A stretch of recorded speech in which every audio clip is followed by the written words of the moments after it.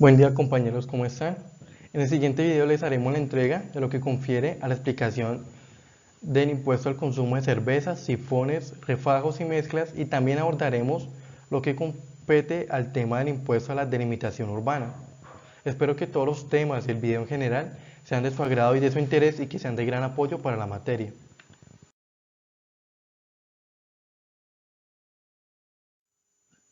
En una primera parte, los expositores de este video son la compañera Diana Marcela Díaz Londoño, quien abarcará el tema del impuesto a la delimitación urbana, y quien les habla, el compañero Miguel Ángel Medina Moreno, quien abordará el tema del impuesto al consumo de cervezas, sifones, refajos y mezclas.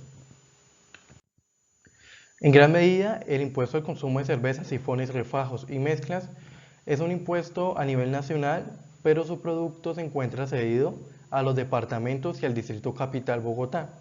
Estos tendrán la facultad de la fiscalización, liquidación oficial, cobro y recaudo del impuesto al consumo de estos.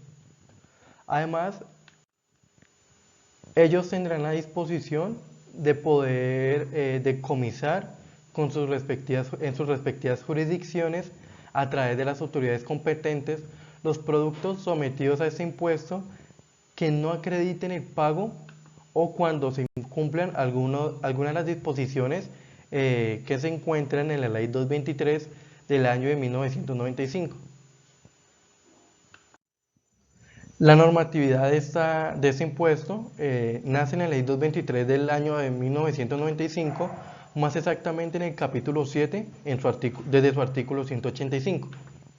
A su vez, el decreto 3071 de 1997 y la Ley 2106 del año 2019 dictan algunas disposiciones en materia de transporte de los productos que en la Ley 223, en su capítulo 7, se mencionan. La Ley 1393 del año 2010, en su primer artículo, modifica el artículo 190, esto en lo que compete a las tarifas de este impuesto. Y por último, la Ley 2106 del año 2019 modifica el último inciso del artículo 191 del artículo 223. En esta parte les hablaremos sobre los 5 elementos del tributo. Entonces empezamos con los sujetos, el sujeto activo y el sujeto pasivo. Dentro del sujeto activo se encuentra que el consumo de cervezas, sifones, refajos y mezclas de bebidas fermentadas con bebidas no alcohólicas es de propiedad de la nación y su producto se encontrará cedido a los departamentos y al Distrito Capital de Bogotá. Recordando siempre que se será en proporción al consumo de los productos grabados en su respectiva jurisdicción. Ahora el sujeto pasivo, son sujetos pasivos o responsables de este impuesto los productores, los importadores y solidariamente con ellos los distribuidores. Hay que tener en cuenta que además serán responsables directos de este impuesto los transportadores y expendedores al detal cuando no puedan justificar debidamente la procedencia de los productos que transportan o expenden. Por tal motivo, dentro de la Ley 223 del año de 1995, en su artículo 197 se dispone de un sistema único de transporte de estos productos.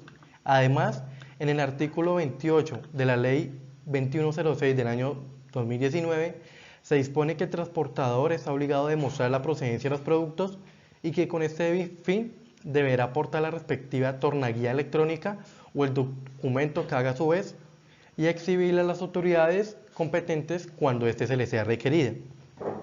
Además de esto, los sujetos pasivos deberán atender las siguientes obligaciones que están en el artículo 194 de la Ley 223 del año de 1995.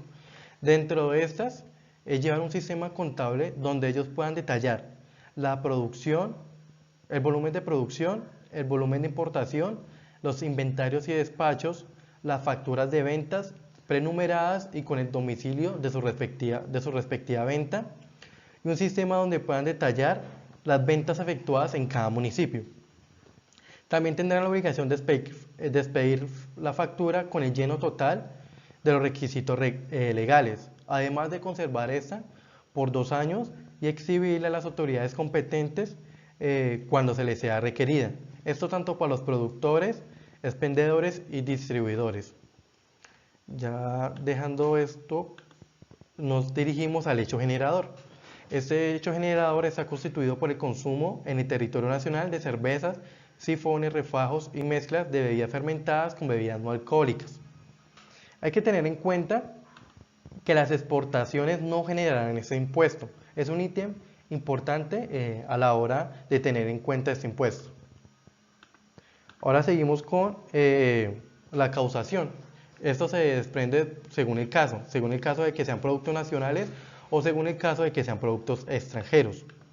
En el caso de, que sea, de la producción nacional, el impuesto se causa en el momento en que los productores los entregan a la fábrica o planta de distribución, ya sea para su venta, permuta en el país o para la publicidad, promoción, donación, comisión o los destina para su autoconsumo.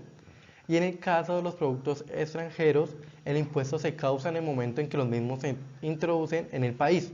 Hay que tener en cuenta que ese impuesto no será cobrado cuando se trate de productos que se encuentran en tránsito hacia otro país. Ya tocando el tema de la base gravable, en este impuesto está constituida por el precio de venta al detallista. En el caso de la producción nacional, los productores deberán señalar los precios y mezclas de bebidas fermentadas con bebidas no alcohólicas a los vendedores al detalle de acuerdo con la calidad y contenido de las mismas. Hay que tener eso en cuenta. Dichos precios serán el resultado de sumar los siguientes factores. El precio de venta al detallista, el cual se define como el precio facturado a los expendedores en la capital o departamento donde está situada la fábrica, excluido el impuesto al consumo, y B, el valor al impuesto al consumo. Hay que tener en las exportaciones, en caso de que los productos sean extranjeros, el precio de venta al detallista se determinará como el valor en aduanas de la mercancía, incluyendo los gravámenes arancelarios. Ahora, no formará parte de la base gravable el valor de los empaques y envases, ya sean retornables o no retornables. Hay que tener eso en cuenta, es muy importante. En ningún caso el impuesto pagado por los productores extranjeros será inferior al promedio del impuesto que se cause a nivel nacional, más exactamente los producidos en Colombia. Ahora tocamos el tema de las tarifas de este impuesto, que son las siguientes. Para cervezas y sifones un 48% y para mezclas y refajos un 20%. Hay que tener eso en cuenta. De la tarifa del 48% aplicable a las cervezas y sifones, 8 puntos porcentuales se destinarán para financiar el aseguramiento, la unificación de los planes obligatorios de salud, la población vinculada, que se atiende a través de la red hospitalaria, y todo lo anterior de acuerdo con las condiciones y prioridades que para tal efecto defina el ente territorial.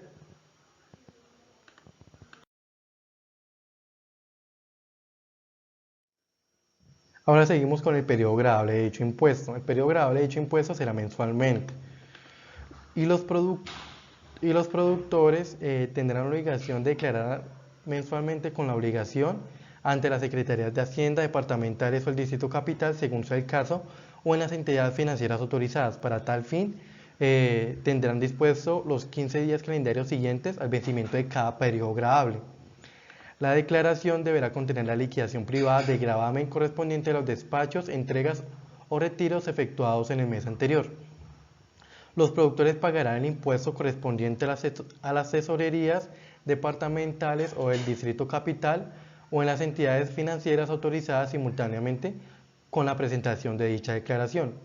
En el caso de los importadores, ellos deberán cumplir con el pago del impuesto en el momento de la importación, conjuntamente con los impuestos de derechos nacionales que se causen en la misma.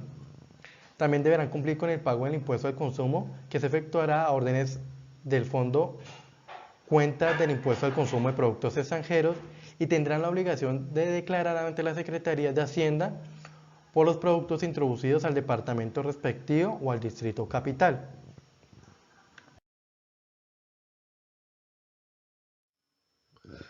Ahora seguimos con algunas prohibiciones que se tienen en este impuesto.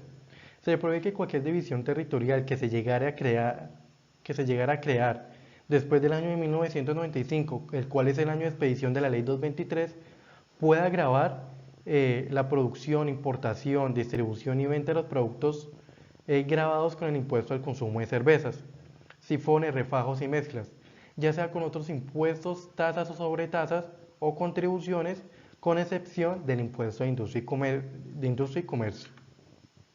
Para que esta reglamentación sea única a nivel nacional, ni las asambleas departamentales ni el Consejo Distrital de Santa Fe Bogotá podrá expedir reglamentaciones sobre la materia. Entonces solamente regirá lo dispuesto en la Ley 223 del año de 1995 y por los reglamentos que en su desarrollo profiere el Gobierno Nacional y por las normas de procedimiento señaladas en el Estatuto Tributario, con excepción del periodo gravable. Damos por culminado lo que concierne al impuesto al consumo de cervezas, sifones, refajos y mezclas. Ahora sigue con la explicación mi compañera Diana, la cual nos hablará acerca del impuesto de delimitación urbana.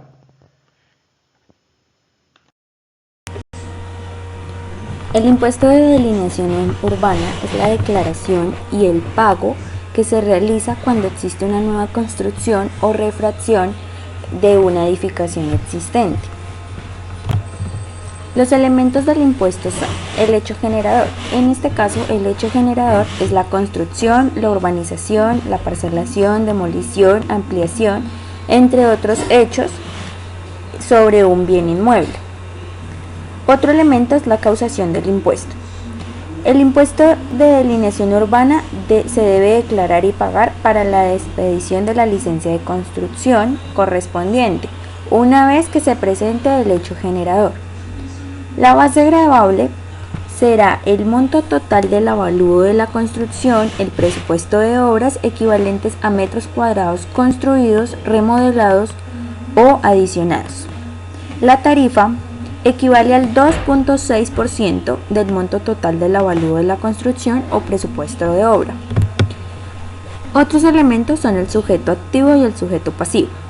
El sujeto activo será el municipio en el que radican las responsabilidades tributarias de administración, control, fiscalización, liquidación o recaudo.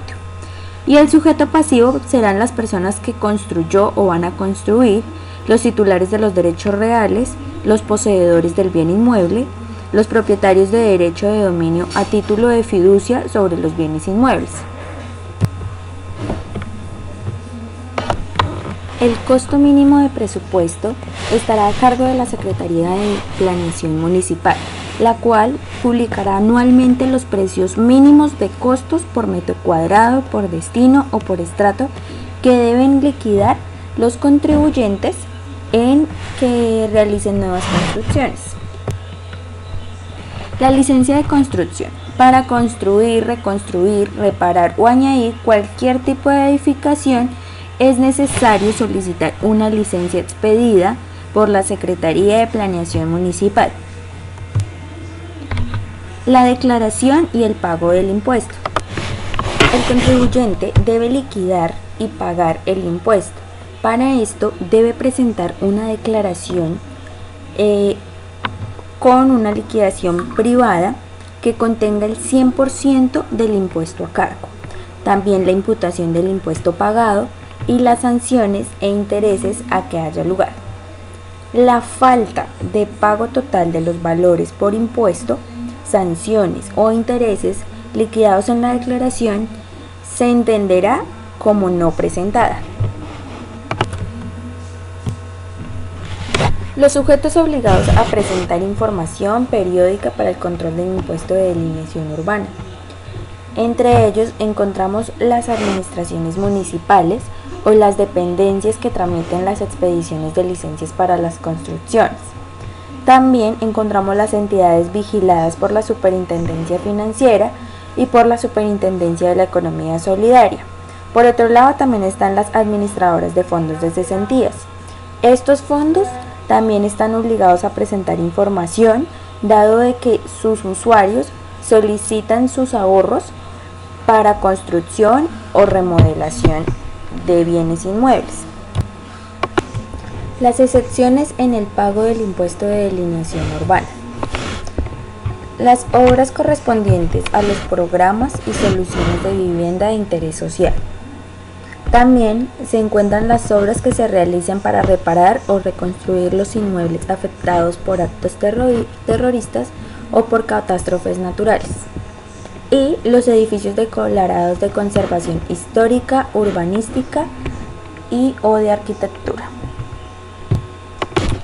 Dentro de las clases de licencias encontramos 5 clases. La primera es la urbanización, que es la autorización previa para ejecutar en uno o varios predios localizados en el suelo urbano, creación de espacios públicos y privados, como las vías públicas o la ejecución de infraestructuras de servicios públicos, que permitan la adecuación, dotación y subdivisión de los terrenos para la futura construcción de edificaciones con destino a usos urbanos, en conformidad con el Plan de Ordenamiento Territorial. El segundo es la parcelación, que es la autorización previa para ejecutar en uno o varios predios localizados en el suelo rural y suburbano la creación de espacios públicos y privados y la ejecución de obras de vías públicas que permitan destinar los predios resultantes a los usos permitidos por el Plan de Ordenamiento Territorial. La subdivisión es la autorización previa para dividir uno o varios predios ubicados en el suelo rural, urbano o de expansión urbana, todo conforme al Plan de Ordenamiento Territorial. El cuarto es la licencia de construcción, que es la autorización previa para desarrollar edificaciones, áreas de circulación y zonas comunales en uno o varios predios de conformidad con lo previsto en el Plan de Ordenamiento Territorial. La quinta y última es la intervención y ocupación del espacio público, que es la autorización previa para ocupar o para intervenir bienes de uso público incluidos en el espacio público de conformidad con las normas urbanísticas adoptadas en el Plan de Ordenamiento Territorial.